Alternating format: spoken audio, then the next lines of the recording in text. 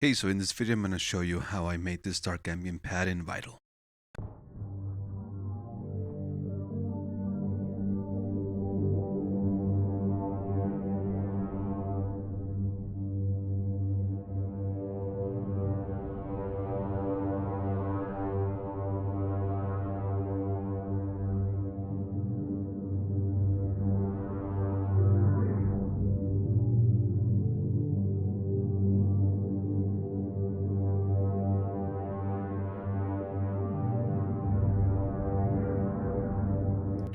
Alright, so the first thing I'm going to do is turn off Oscillator 2, Oscillator 3, Filter 1, and Filter 2. And the first thing that I did with Oscillator 1 was to lower the volume because I wanted to be able to control it with an LFO. In this case, I'm using LFO 2 to control it, and it has this upside down triangle shape, and it doesn't go all the way down, so the volume won't go all the way down. It'll stay at a relatively audible level, but it won't go all the way up, as you can see these 2 points here. So let me show you how that sounds first.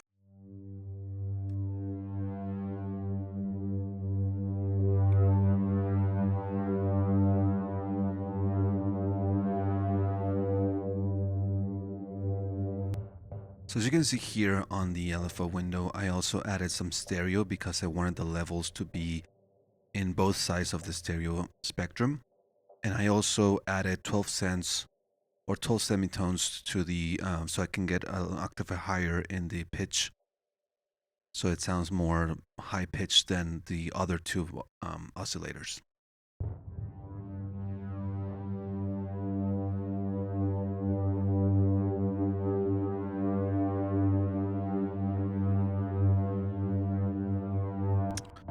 I also added some pan modulation using the random modulator here.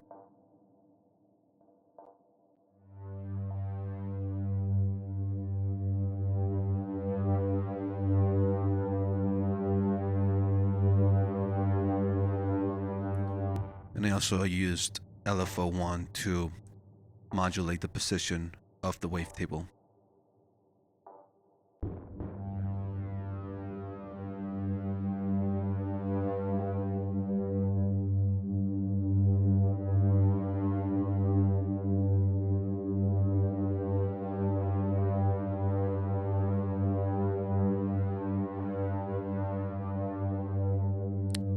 And for the spectral morphing and the waveform morphing, you can experiment with these knobs. I usually use the vocode and the forming scale because I feel those two give a lot of that throaty and vocal sound to the wavetable. And I used in this case the form scale knob, and I added the LFO1 to modulate it.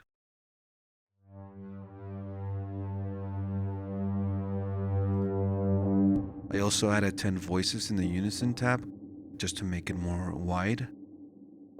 And I didn't go too crazy with the amount of width. I just added a 4% width because I wanted this first oscillator sound to be in the center, but not too much in the center. So for the waveform morpher, I used the bend knob, and I'm not actually controlling it with any modulation.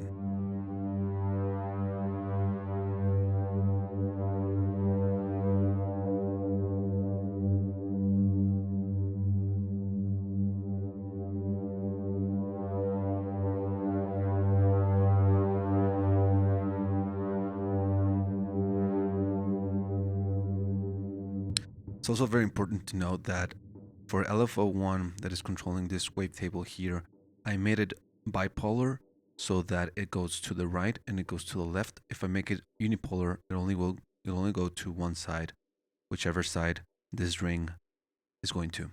So for example, if you take a look here, it will only go to the right or to the left. But if you make it bipolar by just right clicking, making it bipolar, you'll have a movement that'll go left and right. Okay, so that's for oscillator 1. And the last thing that I did is that I connected it to a filter. This is an analog 12 dB filter. also with some stereo, so that the filter sound is being sent to the stereo spectrum.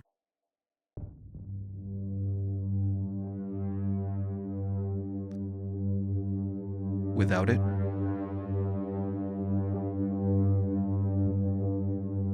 and with it, so as you can see on the left side, we have less cutoff of that low pass filter. On the right side, we have more cutoff of the right. But it will change over time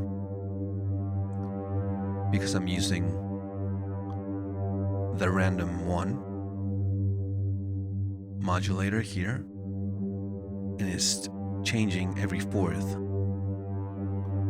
or every quarter note with this random mode, which is called Lawrence Tractor. I'm also using LFO1.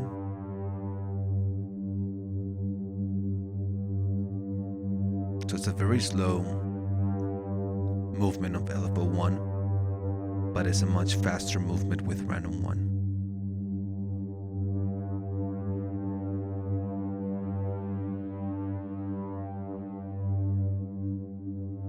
Okay, so now I'm gonna turn on Oscillator 2. I'm gonna reset the playback.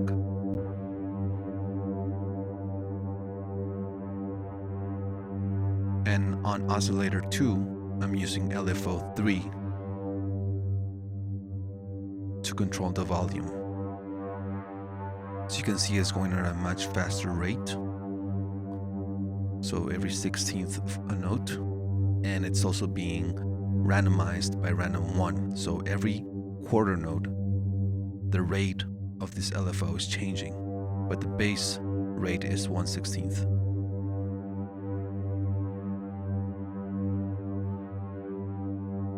I'm sending it to filter 1 and filter 2.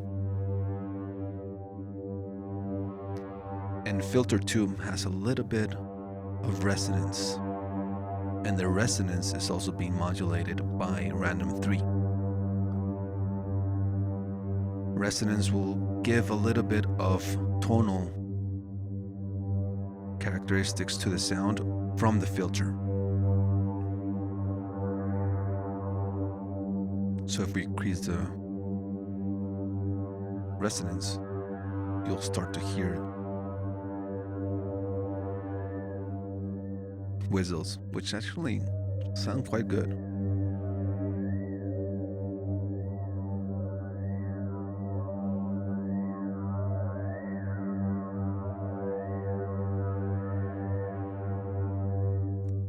Occasionally sound better, not all the time. So the next thing that I did is that I added a smear for the spectral morphing, and this is just morphing the wavetable. I'm gonna cycle the playback so that we can always hear what's happening. And I'm modulating this with random 2.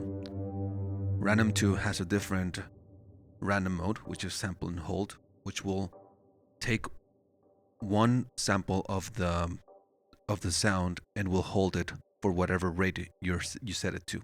So for example, this is going to be 2 bars over 1 cycle. So the value will be held by 2 bars for each cycle.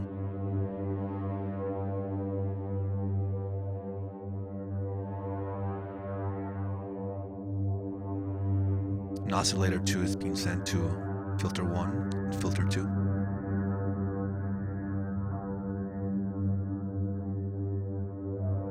Lastly, we're gonna open Oscillator 3 and reset the playback so you can hear it.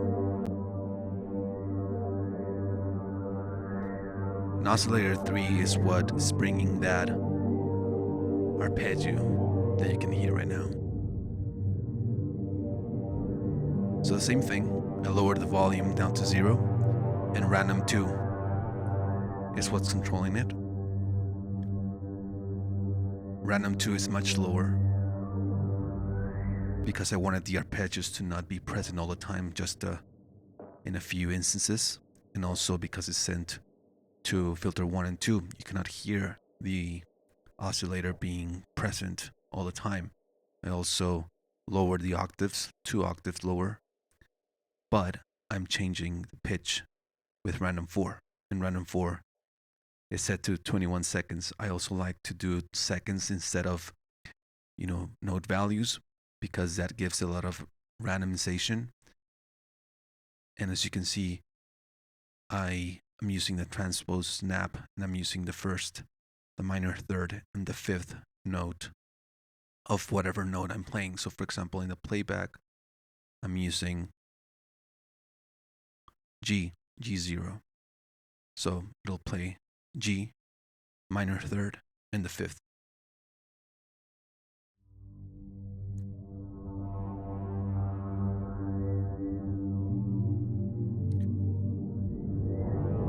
Now let's jump to the effects. The first effect that I'm using is a chorus. Widens the sound.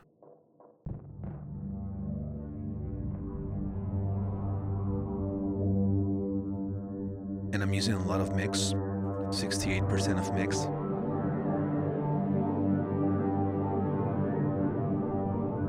And a good thing to do with the chorus is to make the filter of the chorus in this shape so that it's affecting more of the high frequencies of the sound and not so much the lower frequencies of the sound.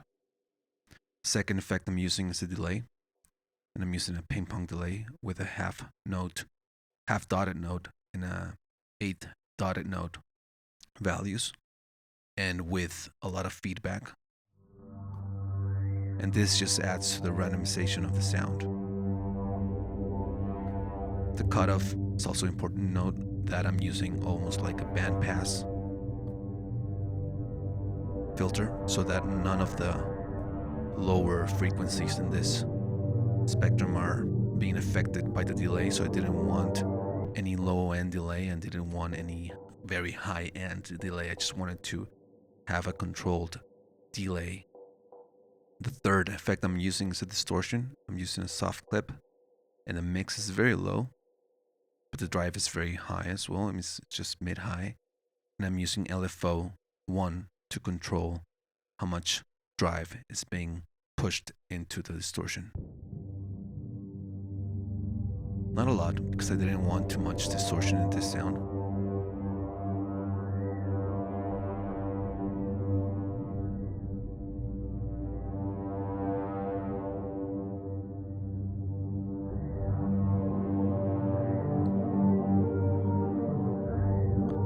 Now the fourth effect I'm using is a compressor. It's a multi-band compressor.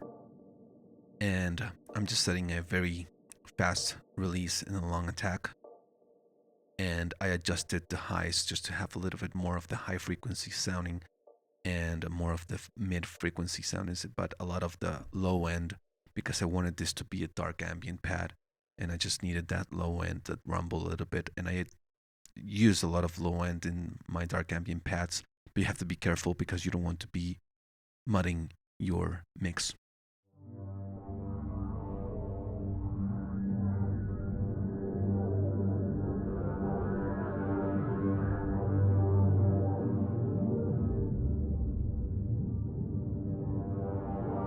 And I'm sending all of that signal into a reverb, which is the star of the dark ambient pad. It's what makes it ambient. And I'm basically just using a very large size reverb with a lot of time in decay and a very high mix. But one of the important things that I'm doing here is that in the equalizer of the reverb, or in the filter of the reverb, I'm cutting out most of the high frequencies and most of the low frequencies. So most of the low frequencies are not being affected by the reverb, and most of the high frequencies are neither. Just the mid frequencies, as you can see here in this bell shape filter. The next effect that I'm using is just a filter to cut off most of the high frequencies. If I turn it off, this is how it sounds.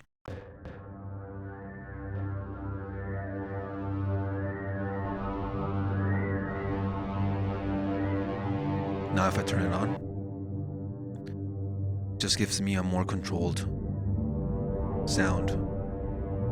But what I'm doing, because I didn't want to lose a lot of the high frequencies, because I thought they were interesting, I'm using LFO4 to control the cutoff. LFO4 has this bell shape.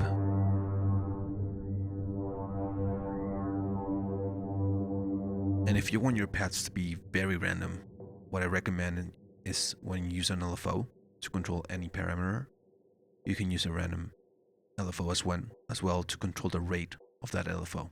So for example, here I'm using random 4 to control the rate of this LFO.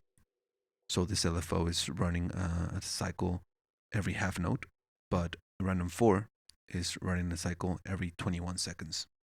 So every 21 seconds, the rate of this LFO will change.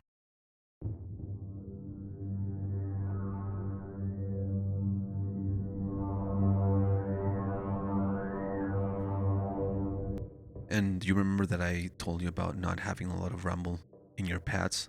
So that's why I'm using an equalizer here at the end.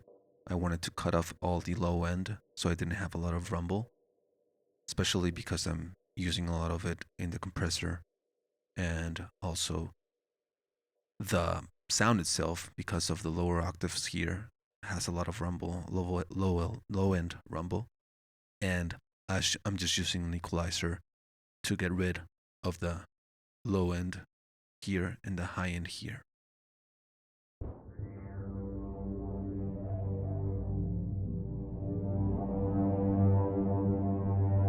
If you want, you can increase the high frequencies from the compressor.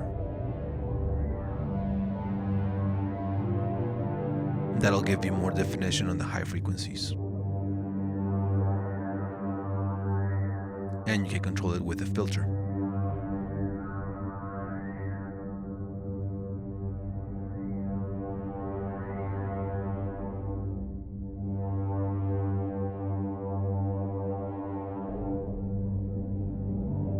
Okay, so this is a part of preset pack that I created. This one is called Mystic Eclipse. I'm gonna leave a link in the description for you to download. It's totally free.